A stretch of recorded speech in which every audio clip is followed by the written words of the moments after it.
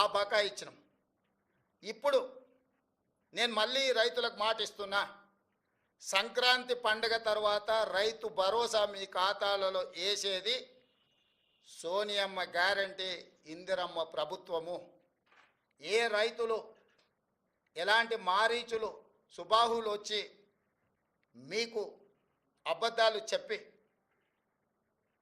ఆనాడు పురాణాలలో విశ్వామిత్రుడు యజ్ఞం చేస్తుంటే రాక్షసులు ముఖ్యంగా మారీచుడు సుబాహులు వచ్చి ఆ యజ్ఞాన్ని భగ్నం చేయాలని ప్రయత్నం చేస్తే రామలక్ష్మణులు ఎట్లయితే కాపలా కాసి విశ్వామిత్రుడు చేపట్టిన యజ్ఞాన్ని సంపూర్ణంగా పూర్తి చేసిండ్రో, ఈనాడు కూడా మా ప్రభుత్వము రైతు భరోసా కొనసాగిస్తుంది. సంక్రాంతి పండుగ తరువాత సోనియా గాంధీ గారి గ్యారెంటీగా నేను చెప్తున్నా, మీ రైతు భరోసా మీ ఖాతాలో పడుతుంది. ఎవరిని నమ్మకండి.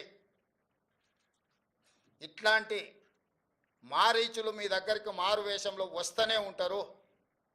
ఆనాడు సీతమ్మను ఎమర్చడానికి బంగారు లేడీ రూపంలో వచ్చిన మారీచుడే ఈరోజు మారు వేషంలో మళ్ళీ బీఆర్ఎస్ బీజేపీల రూపంలో మీ దగ్గరకు వస్తారు.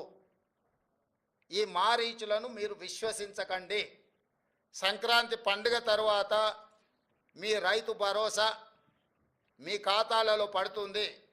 విధి విధానాలకు సంబంధించి మంత్రివర్గ ఉపసంఘం వేసిన బట్టి విక్రమార్క గారు, పొంగులేటి శ్రీనివాసరెడ్డి గారు, తుమ్మల నాగేశ్వరరావు గారు, ఇతర మంత్రుల చేత మంత్రివర్గ ఉపసంఘాన్ని విధి విధానాలను ఖరారు చేయడానికి వేసినాం.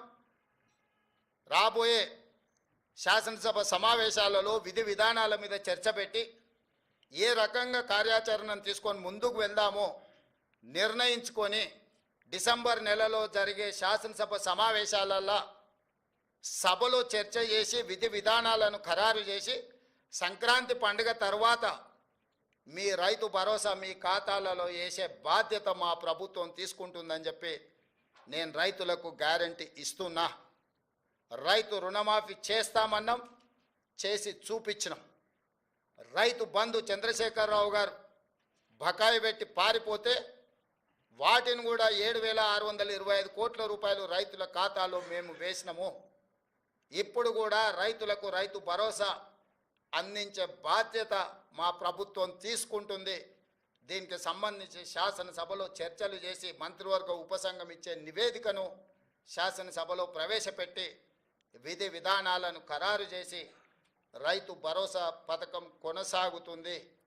మారీచులను మారువేషంలో వచ్చే వాళ్ళను, అది బీఆర్ఎస్ వల్ల బీజేపీ వల్ల చూడకండి, నమ్మకండి, వాళ్ళ మాటలు వినకండి.